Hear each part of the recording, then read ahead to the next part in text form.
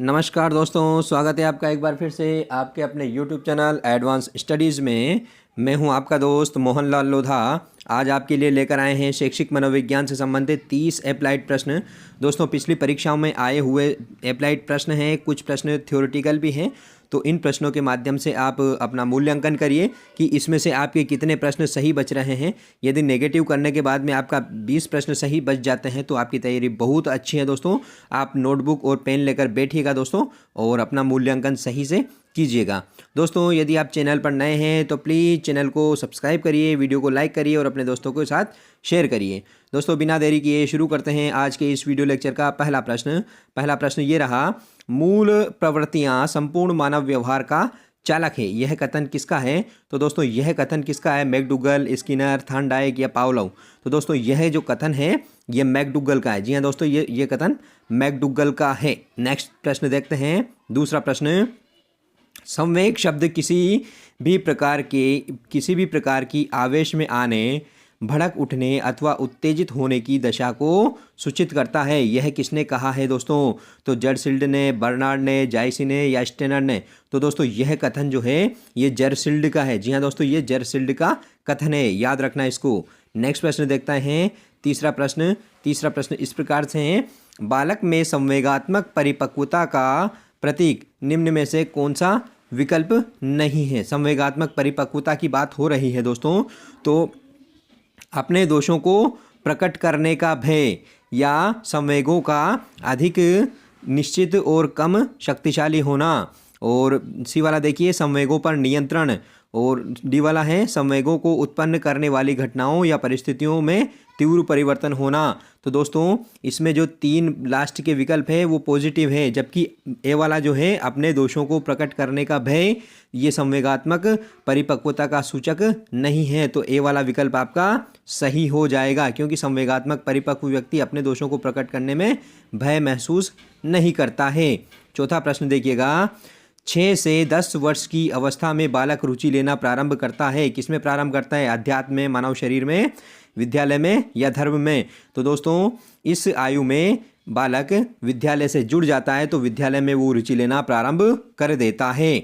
देखिएगा दोस्तों, 5वां प्रश्न, विकास के संदर्भ में निम्न में से कौन सा कथन सही नहीं है, यानी कि गलत है? विकास एक पक्षीय प्रक्रिया है, उद्दीपन से विकास को बढ़ावा नहीं मिलता है, या फिर विकास सांस्कृतिक परिवर्तन से प्रभावित होता है, और डी वाला, विकास की प्रत्येक अवस्था की अपनी विशेषता होती है। तो दोस्तों, विकास के संदर्भ में 3 जो विकल्प है बी, सी और डी बिल्कुल सही है। ए वाला गलत है, क्योंकि विकास एक पक्षीय प्रक्रिया नहीं है, ये बहुपक्षीय प्रक्रिया है दोस्तों।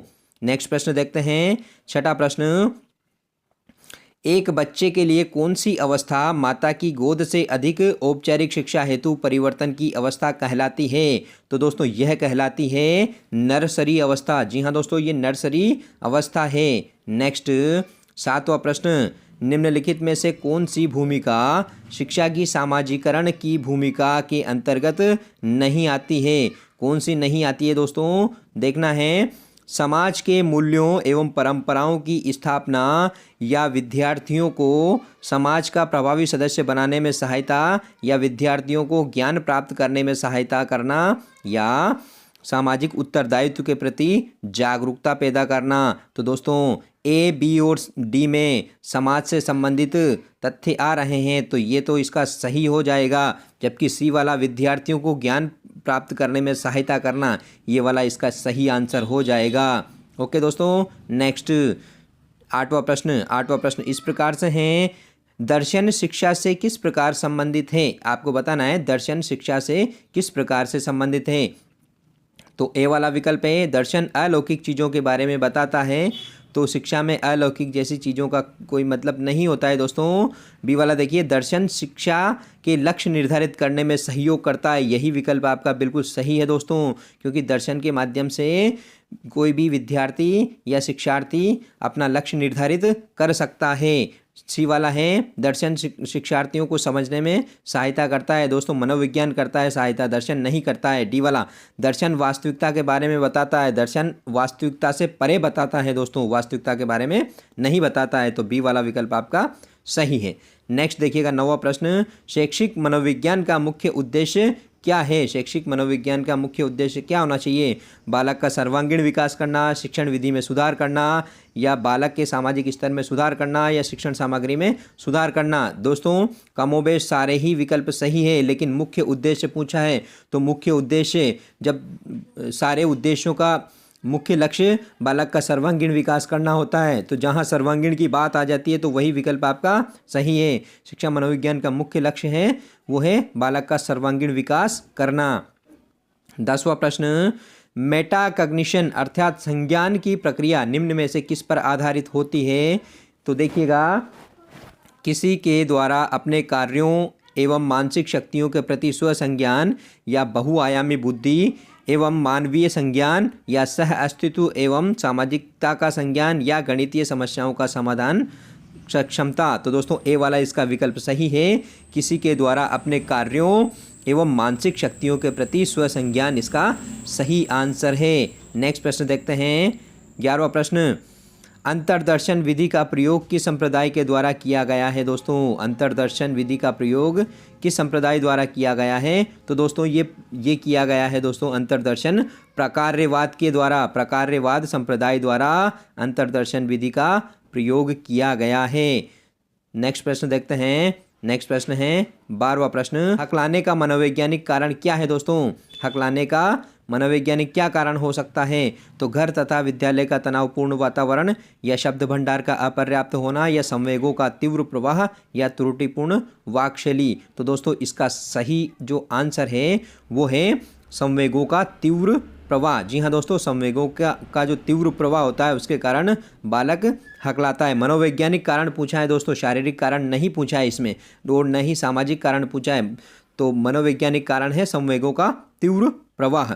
नेक्स्ट 13वां प्रश्न, समाजमिति विधि के प्रवर्तक कौन है? दोस्तों बताइए, अकोलकर, मोरेनो, जुंग, या होम्स। तो दोस्तों JL मोरेनो जो है वो समाजमिति विधि के प्रवर्तक हैं।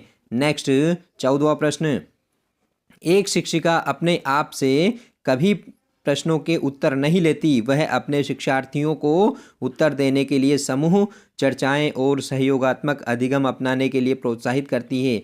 यह उपागम के सिद्धांत पर आधारित है। किस सिद्धांत पर आधारित है दोस्तों?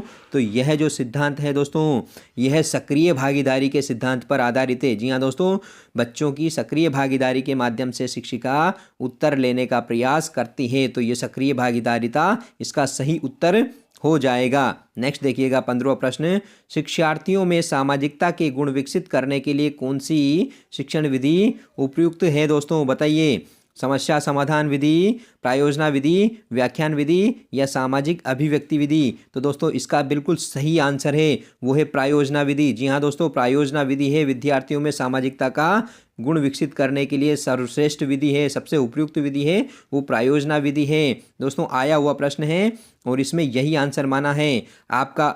आप सोचेंगे कि इसमें डी भी उत्तर हो सकता है, लेकिन प्रायोजना इसका सटीक आंसर है।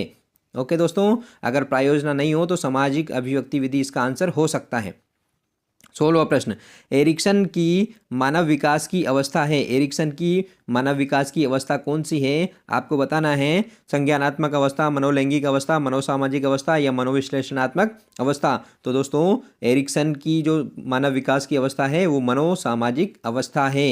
नेक्स्ट 17वां प्रश्न, सोशियोग्राम इस स्थिति को दर्शाता है। किस स्थिति को दर्शाता है बताइएगा? तो घर में अभिभावकों का बच्चों के प्रति स्वीकृति या अस्वीकृति को दर्शाता है क्या? कक्षा में बच्चों के आपसी संबंध, या व्यक्ति की सामाजिक परिपक्वता, या व्यक्ति के संवेगात्मक प्रतिमान। तो दोस्तों ये दर्शाता है बी वाला, कक्षा में बच्चों के आपसी संबंधों को दर्शाता है सोशियोग्राम। जी हाँ दोस्तों, सोशियोग्राम जो है बच्चों का कक्षा में आपसी संबंधों को दर्शाता है। नेक्स्ट देखिएगा 18वां प्रश्न, प्रकाश की किरण संप्रत्यय को किस अधिगम के सिद्धांत के साथ सिखाना सबसे उपयुक्त रहेगा? दोस्तों किस सिद्धांत के द्वारा इसको सिखाना चाहिए। तो प्रयत्न, भूल, क्रिया, प्रसूत, अभ्यास, नियम या गेस्टाल्ट। दोस्तों प्रकाश किरण का संपूर्ण प्रक्रिया समझाने के लिए गेस्टाल्ट सिद्धांत सबसे उपयुक्त है। जी हाँ दोस्तों, गेस्टाल्ट सिद्धांत के माध्यम से इसको समझाया जा सकता है, क्योंकि संपूर्ण जो प्रकाश से संबंधित है सारी जानकारी बच्चे के सामने प्रस्तुत करके और उससे इसको समझाया जा सकता है। नेक्स्ट 19वां प्रश्न, पावलोव के अनुबंध प्रयोग में भोजन के पूर्व उपस्थित ध्वनि को क्या कहते हैं? क्या कहते हैं दोस्तों? तो इसको कहते हैं अनुबंधित उद्दीपक। जी हाँ दोस्तों, इसको कहते हैं अनुबंधित उद्दीपक। नेक्स्ट प्रश्न 20वां प्रश्न, निम्नलिखित में से कौन सा विकल्प सही नहीं है यानी कि गलत है? कर्ट, लेविन, कोहलर और वर्दिमर संज्ञानात्मक समग्राकृतिक मनोवैज्ञानिक है, तो बिल्कुल सही है दोस्तों। बी वाला देखिए, व्यवहारवादी सिद्धांत पूर्ण रूप से अवलोकनीय और व्यवहार पर आधारित है, तो यह भी है दोस्तों। सी वाला देखिए, थॉर्नडाइक का सिद्धांत संयोजनवाद के नाम से भी जाना जाता है, तो ये भी सही है दोस्तों। तो ए, बी और सी बिल्कुल सही है। डी वाला देखिए, गेस्टाल्ट का तात्पर्य अंतर्दृष्टि नहीं है दोस्तों। गेस्टाल्ट का तात्पर्य क्या है? तो गेस्टाल्ट का तात्पर्य पूर्णाकार है दोस्तों। क्या है? पूर्णाकार है। गेस्टाल्ट का मतलब पूर्णाकार होता है दोस्तों, अंतर्दृष्टि नहीं होता है। तो आपका आंसर क्या हो जाएगा? आपका आंसर डी वाला हो जाएगा। नेक्स्ट प्रश्न देखते हैं दोस्तों, 21वां प्रश्न, अधिगम के प्रक्रम में अभिप्रेरणा का महत्व है। किस तरीके से अभिप्रेरणा महत्वपूर्ण होती है अधिगम में? तो देखिएगा, सीखने वाले की स्मृति को तेज बनाता है, या पुराने अधिगम से नए अधिगम को विभाजित करता है, या एक दिशीय रूप में सोचने में सीखने वालों को प्रस्तुत करता है, या नए सीखने वालों में अधिगम के लिए रुचि का सृजन करता है। तो दोस्तों इसका सही आंसर है डी वाला। जी हाँ दोस्तों, सीखने वालों में अधिगम के लिए सीखने वालों में जो रुचि है उसका सृजन करता है। अभिप्रेरणा से रुचि जागृत होती है और अधिगम हो जाता है। नेक्स्ट 22वां प्रश्न, पुरस्कार और दंड का अनुचित प्रयोग अधिगम को क्या बनाता है दोस्तों? प्रभावपूर्ण, प्रभावहीन, अधिक उपयोगी या रुचिकर? तो दोस्तों अधिक प्रयोग की बात हो रही है। पुरस्कार और दंड का अनुचित प्रयोग, अनुचित समय पर इसका प्रयोग जो अधिगम है दोस्तों उसको प्रभावहीन बना देता है। क्या बना देता है? प्रभावहीन बना देता है।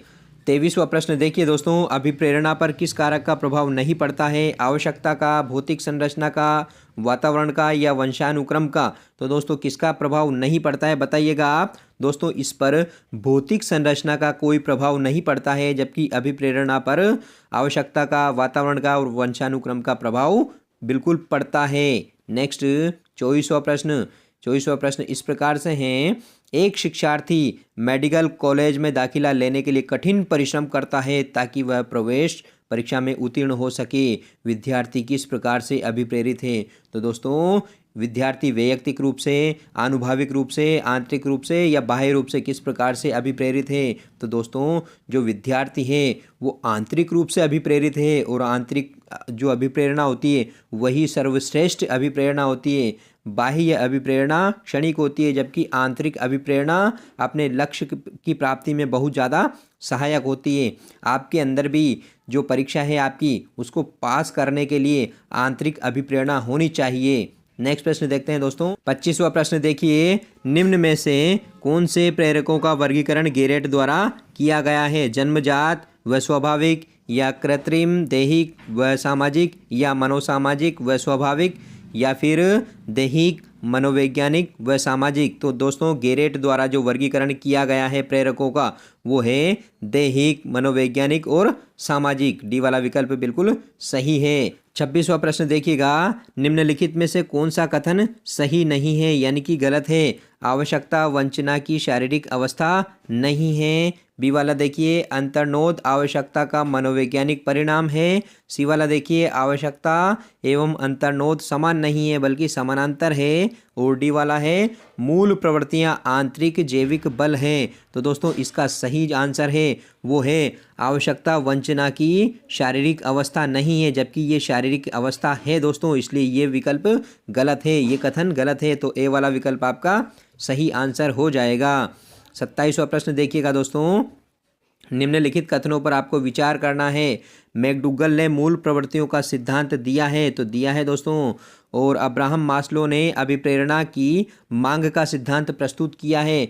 तो इसने बिल्कुल प्रस्तुत किया है दोस्तों। तीसरा विकल्प देखिए, उपलब्धि आवश्यकता सामाजिक अभिप्रेरक है। तो बिल्कुल है दोस्तों। तो इस हिसाब से आपके तीनों विकल्प क्या हो जाएंगे, तीनों विकल्प सही हो जाएंगे, तीनों कथन सही हो जाएंगे। और तो इस हिसाब से आपका आंसर हो जाएगा दोस्तों डी वाला। जी हाँ दोस्तों, डी वाला आंसर आपका बिल्कुल सही है। नेक्स्ट देखिएगा 28वां प्रश्न, अच्छे समायोजन की विशेषता नहीं है। अच्छे समायोजन की विशेषता कौन सी नहीं है? नियमित दिनचर्या, संवेगात्मक स्थिरता, आत्मविश्वास की कमी या सहनशीलता। तो दोस्तों सी वाला इसका विकल्प सही है। आत्मविश्वास की कमी अच्छे समायोजन की विशेषता नहीं है। नेक्स्ट देखिएगा 29वां प्रश्न, एक विद्यार्थी अपने समकक्ष व्यक्तियों के समूह के प्रति आक्रामक व्यवहार करता है और विद्यालय के मानदंडों को भी नहीं मानता है। इस विद्यार्थी को जिस प्रकार की सहायता की आवश्यकता है वो कौन सी आवश्यकता है दोस्तों, बताइएगा। शानदार प्रश्न है दोस्तों। तो दोस्तों मनोगत्यात्मक क्षेत्र, भावनात्मक क्षेत्र, संज्ञानात्मक क्षेत्र या उच्च स्तरीय चिंतन कौशल। तो दोस्तों इस बच्चे को या इस विद्यार्थी को भावनात्मक क्षेत्र के सहयोग की आवश्यकता है। कहीं ना कहीं इसकी भावनाएं आहत हुई है, इस कारण से ये ज़्यादा इमोशनल है या फिर भावनात्मक रूप से उत्तेजित है, इस कारण से ऐसा कर रहा है ये। तो इसको भावनात्मक क्षेत्र में सहायता देने की आवश्यकता है। ओके दोस्तों, नेक्स्ट प्रश्न ये रहा दोस्तों, कौन सा कथन दिवास्वप्न के संदर्भ में सही नहीं है यानी कि गलत है? देखिएगा, दिवास्वप्न अपने सामान्य रूप में किशोरों के लिए लाभदायक है। तो बिल्कुल लाभदायक होता है दोस्तों। यह कहानियाँ एवं कविताएं लिखने में मदद करता है। तो बिल्कुल करता है दोस्तों। यह कभी कभी रचनात्मक कार्यों में परिणित हो जाता है। तो बिल्कुल हो जाता है दोस्तों। डी वाला देखिए, यह कभी भी हानिकारक नहीं होता है दोस्तों। यह कभी भी हानिकारक नहीं होता, ये गलत है, क्योंकि ये कभी कभी हानिकारक हो सकता है। तो डी वाला विकल्प आपका बिल्कुल सही है दोस्तों ये थे आज के इस वीडियो लेक्चर के 30 प्रश्न। आशा करता हूँ आपको समझ में आए होंगे और आप मुझे कमेंट करके ज़रूर बताइए कि आपके कितने प्रश्न सही हो रहे हैं। दोस्तों यदि आप हमारे टेलीग्राम चैनल पर जुड़ना चाहते हैं तो learn with advance studies search कीजिए टेलीग्राम चैनल पर और वहां ऐड हो जाइए ताकि आने वाले वीडियोज़ के लिंक आपको उपलब्ध हो जाए। ओके दोस्तों, तो आशा करता हूँ आपको वीडियो समझ में आया होगा। मिलते हैं नेक्स्ट वीडियो में किसी नए टॉपिक के साथ। ओके दोस्तों, थैंक यू।